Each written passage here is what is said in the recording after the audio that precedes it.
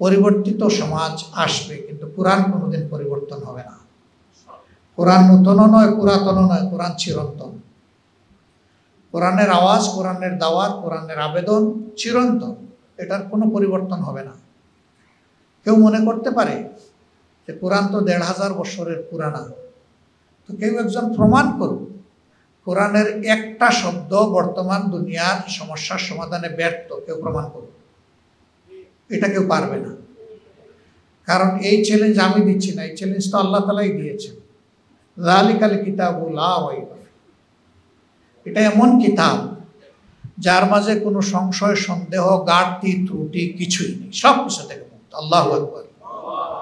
এটাকে চ্যালেঞ্জ করার সাধ্য কোন মাখলুকের? স্বয়ং খালিক যে চ্যালেঞ্জ দিয়েছেন, কোনো মাখলুকের দুঃসাহস হবে না সেই চ্যালেঞ্জ কবুল করা, এবং এটা পারেনি। বরঞ্চ কোরআনের দুষ্ত্রুটি ধরতে এসে অনেকেই আল্লাহর মেহেরবানি হেদায়েত পেয়েছে, আল্লাহ তার দিল খুলে দিয়েছে। সম্মানিত ভাইয়েরা, বাংলাদেশ জামাত ইসলামী আল্লাহর কাছে ওয়াদাবদ্ধ, আসমান জমিনের মালিকের কাছে ওয়াদাবদ্ধ যে আল্লাহ তাআলা যতক্ষণ আমাদেরকে সুস্থ হালতে বিবেক সম্পন্ন প্রাণী হিসাবে রাখবেন, ততক্ষণ পর্যন্ত আল্লাহর পথে, আল্লাহর দিনকে মানার এবং মানানোর এই সংগ্রাম, এই যুদ্ধ, এই লড়াই ইনশাআল্লাহ অব্যাহত থাকবে। আমরা কেউ অমর নই, দুনিয়া ছেড়ে চলে যাব, কিন্তু আমরা যেন ভবিষ্যৎ যারা এই দুনিয়া আসবে, মুমিন মুসলমান, তাদের হাতে একটা পবিত্র আমানত জীবন্ত অবস্থায় রেখে যেতে পারি। আল্লাহ যেন সেই তৌফিক আমাদেরকে দান। এখন দুনিয়ার লড়াই হয় দুই ধরনের, একটা গতানুগতিক অস্ত্রের লড়াই, আর একটা বুদ্ধিভিত্তিক লড়াই। বুদ্ধিভিত্তিক লড়াইয়ের একটা ধাপ হচ্ছে বুটের মাধ্যমে লড়াই, কিন্তু এটাও আমরা নির্দিষ্ট করে বলতে পারবো না যে বুটের মাধ্যমে, লড়াইয়ের মাধ্যমেই ইসলাম কায়েম হবে নাকি আল্লাহ অন্য কোনো পন্থায় দেবেন। বাট রাসূল করিম সাল্লাল্লাহু আলাইহি ওয়াসাল্লামের উসুল হচ্ছে, সামনে যখন দুইটা জিনিস পথ চলার জন্য থাকবে, দুইটা বাহন অথবা দুইটা রাস্তা, তিনি বলছেন যে আমি অধিকতর সহজ যেটা সেটা কবুল করব। একটা হচ্ছে রক্তপাতের মাধ্যমে, আরেকটা হচ্ছে ব্যালটের মাধ্যমে।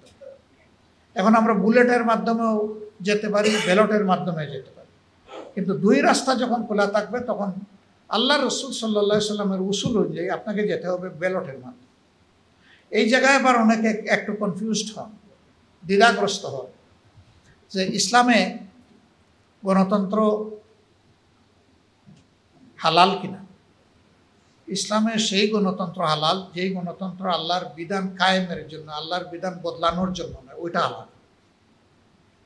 কিন্তু যদি কেউ আল্লাহর বিধান বদলানোর জন্য গণতন্ত্রের প্র্যাকটিস করে, সেটা হালাল না, সেটা হারাম। এমনকি যুদ্ধ করলো কিন্তু ইসলামকে নির্মূল করার জন্য করলো, ওইটাও হারাম। তাহলে সব কিছু হতে হবে লিওয়াজহিল্লাহ, আল্লাহর জন্য, আল্লাহর পথে, আল্লাহর ইচ্ছাকে বাস্তবায়ন করার জন্য। আমরা এটাকে যদি যুদ্ধ হিসাবে নেই, তাহলে সৈনিক হিসাবেই আমাদের নিজেকে তৈরি করতে হবে। প্রয়োজন হবে আমাদের যুবকদেরকে, তরুণদেরকে জাগিয়ে তোলা। আমি খুবই আশাবাদী যে যুবকরা ফেসিবাদের রক্তপাশ থেকে এই জাতিকে মুক্ত করার জন্য বুক চিতিয়ে লড়াই করেছে, ওই সময়টা অনেকেই কিন্তু নারায়ে তাকবীর, আল্লাহু আকবার স্লোগান দিয়েছে, ইনকিলাব জিন্দাবাদ, এটা কিন্তু বুঝে শুনেই তখন বলেছে। পরবর্তী পর্যায়ে কিছু দাপ্পা বাপ মতলব বাস এটাকে হয়তো বা অন্যদিকে নেওয়ার চেষ্টা করেছে, কিন্তু ময়দানে কিন্তু ওইটাই তখন স্লোগান ছিল। এই যুবকদের, যুবতীদের অন্তরে ইমানের কিছু হলেও নূর আছে, এটাকে জাগায় তুলতে হবে। আমরা তো কার্যত তাদের জন্য লড়াই করছি। স্বাভাবিকভাবে চিন্তা করলে মানুষের বয়স যত বাড়ে, তার ফিজিক্যাল সিস্টেমগুলো তত বেশি দুর্বল হয়ে আসে। বেঁচে থাকলেও যৌবনের মতো সে দৌড়াদৌড়ি, ছুটাছুটি করতে পারে না। যৌবন আল্লাহর বিশেষ নিয়ামত। এই জন্য আদালতে আখিরাতে 5টি মৌলিক প্রশ্নের মধ্যে একটি জীবন, আর একটা যৌবন।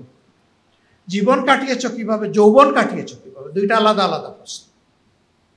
যৌবনের এত গুরুত্ব, এই যুবকদেরকে জাগিয়ে তুলতে হবে ইনশাআল্লাহ, যে তোমরা অধিকারের জন্য লড়াই করেছো। সবচেয়ে বড় অধিকার হচ্ছে তুমি তোমার পছন্দের ভালো মানুষকে নির্বাচিত করে দেশ পরিচালনার দায়িত্ব দিবা, তাইলে দফায় দফায় তোমাকে আর অধিকারের লড়াই করতে হবে না। সুতরাং এই অধিকার বাস্তবায়নের জন্য তোমাদেরকে আরেকবার মুষ্টিবদ্ধ হতে হবে ইনশাআল্লাহ। আমি যুবকদের মধ্যে সেই তেজ দেখছি। আমাদের সবাইকে তাদেরকে সম্মান করে, আদর করে, ভালোবেসে বুকে টেনে ধরতে হবে ইনশাআল্লাহ। আমরা যদি পারি সমাজ বদলে যাবে ইনশাআল্লাহ। ভয় পাবেন না। চাঁদাবাজরা চাঁদা নিতে পারে, দখলবাজরা দখল করতে পারে, কিন্তু আল্লাহ চাইলে সিংহের গর্জন, নারায়ে তাকবীর, আল্লাহু আকবার সমস্ত অপকর্মকারীদের কলিজাকে থরথর করে কাঁপিয়ে দিবে ইনশাআল্লাহ। এবং আমরা অসহায় প্রাণীর মতো অন্যায়ের সামনে মাথাও নত করব না, অসহায়ভাবে ইনশাআল্লাহ আত্মসমর্পণ করব না। জনগণের এই অধিকার প্রতিষ্ঠার জন্য, ভোটের অধিকার নয়, তার বিবেকের অধিকার, আল্লাহর দেওয়া সমস্ত অধিকার প্রতিষ্ঠার জন্য এটি হচ্ছে নিয়ামক, এর হাত ধরেই হয়। এটার জন্য ইনশাআল্লাহ আমরা আমাদের সর্বোচ্চটা করতে কোনো কুণ্ঠাবোধ করব না। 15.5 বছর আমাদের সম্মানিত নেতৃবৃন্দ এভাবেই আমাদেরকে শিখিয়ে গিয়েছেন যে একবার মায়ের পেট থেকে এসেছি, একবারই কবরের পেটে ঢুকবো, ডোন্ট ওয়ারি। এই সময়টা আল্লাহর জন্য ছেড়ে দাও, উৎসর্গ করে দাও। ফাঁসিকে প্রয়োজনে হাসি মুখে বরণ করে নাও, কিন্তু সত্যের পক্ষে গর্জন দিয়ে যাও। আমরা ইনশাআল্লাহ সেটা করব এবং সত্যের জয় হবে ইনশাআল্লাহ। যা আল হক ওয়া যাহাকাল বাতিল ইন্নাল বাতিলা কানা যাহুকা।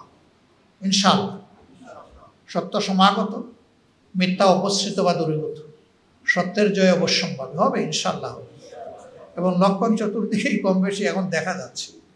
সত্যের জয় না হলে গাজাবাসী 2 বৎসর ধরে একটা চরম আগ্রাসী বেয়াদব শক্তির সাথে যুদ্ধ করে টিকে আছে। কিভাবে? কে টিকিয়ে রেখেছে?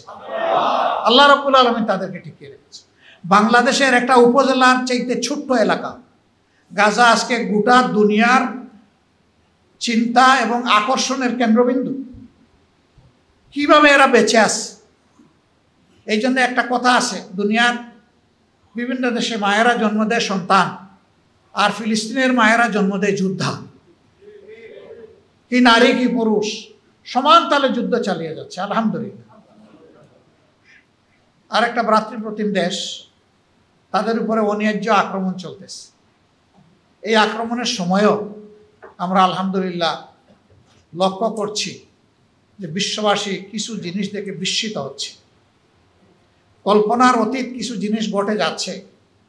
আল্লাহ তাআলার দরবারে দোয়া করি, যারা হকের পক্ষে আছে আল্লাহ যেন হকপন্থী এবং হককে বিজয়ী করে দেন। আর যারা হকের বিরুদ্ধে আগ্রাসী অবস্থা নিয়েছে আল্লাহ যেন নিজ হাতে তাদের ফয়সালাটা চূড়ান্ত করে দেন। আল্লাহ যদি হেদায়েত দিতে চান আলহামদুলিল্লাহ, আল্লাহ যদি পথের কাঁটা দূর করতে চান আলহামদুলিল্লাহ, আমরা সেটা আল্লাহর উপর ছেড়ে দিই, আল্লাহই যথেষ্ট। আল্লাহ নিজেই বলেছেন, ও ষড়যন্ত্রকারীরা তোমরা জেনে রাখো, মাকারু মাকার আল্লাহ আল্লাহু খাইরুল মাকিরিন। আল্লাহ তাআলা বলছেন, ও ষড়যন্ত্রকারীরা তোমরা যেমন ষড়যন্ত্র করো আল্লাহ কৌশল আঠেন, এবং আল্লাহর কৌশলের কাছে সব কিছু চুরমার, পাউডার, ছাতু হয়ে যাবে, কিচ্ছুই টিকবে না। তিনি হচ্ছেন সর্বোত্তম কৌশল অবলম্বনকারী, প্রয়োগকারী, সব কৌশলের জন্মদাতা। তার হিকমার একটা ফুটা গোটা বিশ্বের সমস্ত সৃষ্টি, শুধু মানুষ না, সবাই পেয়েছে, আর বাকি সব তার হাতে রয়ে গেছে, মহাসমুদ্র। সেটা আল্লাহ যার উপর প্রয়োগ করেন তার আর কোনো জায়গা থাকে না। বাংলাদেশ বদলাবে ইনশাআল্লাহ। আল্লাহর জন্য আমাদেরকে কমিটেড হয়ে যেতে হবে, কোনো ব্যক্তিকে নেতা বানানোর জন্য নয়। জামাতে ইসলামী কিছু বাস্তব কমিটমেন্ট নিয়ে জনগণের সামনে আসে, আশা করছি জনগণ এটাকে অভিনন্দন জানাবে ইনশাআল্লাহ। বড় কমিটমেন্ট, যে ধৈর্য আমাদের সহকর্মীরা দেখিয়েছেন 5 আগস্টের পর থেকে, যে দায়িত্ববোধের পরিচয় দিয়েছেন, এটি একটা নিদর্শন। এই সময় অনেক কিছু হয়ে যাওয়ার আশঙ্কা ছিল, আলহামদুলিল্লাহ আল্লাহর দেওয়া ধৈর্যের এই নিয়ামতের কারণে কিছুই হয়। আল্লাহ হেফাজত করেছেন এই জাতি ইনশাআল্লাহ। যেই সংগঠনকে তারা বলেছিল যে শেষ, এমনকি নিষিদ্ধও করেছিল, সেই সংগঠনকে আজকে আল্লাহ এই পর্যায়ে এনেছেন। দিল বলে ইনশাআল্লাহ তাআলা আজিম এই সংগঠনকে জাতির খেদমতের জন্য আল্লাহ কবুল করবেন ইনশাআল্লাহ। আসুন আমরা সবাই নিজেকে আল্লাহর কাছে পুরোপুরি শপথ করে দেই, যেভাবে শপথের শেষ অংশে এসে বলেছি, ইন্না সলাতি ওয়া নুসুকি ওয়া মাহইয়ায়া ওয়া মামাতি লিল্লাহি রাব্বিল আলামিন। ওগো মাবুদ, তোমার ইব্রাহিম যেভাবে বলেছিলেন, আমার সলাত, আমার নুসুক, আমার তামাম ত্যাগ কুরবানি নেক আমল, আমাকে দেওয়া তোমার মেহেরবানির হায়াত, আর আমার ব্যাপারে তোমার ফয়সালার মাওত, হে আল্লাহ সব তোমার হাতে তুলে দিলাম। শুধু এখন এইটুকুর আমানত বহাল রাখার এবং হেফাজত করার তৌফিক দান আল্লাহ আমাকে এবং আমাদেরকে এই তৌফিক দান করুন। ইনশাআল্লাহ বাংলাদেশ বদলাবে, তার আগে ইনশাআল্লাহ আমরা বদলে যাব। আল্লাহ আমাদেরকে তৌফিক দান করুন। আসসালামু আলাইকুম ওয়া রাহমাতুল্লাহ।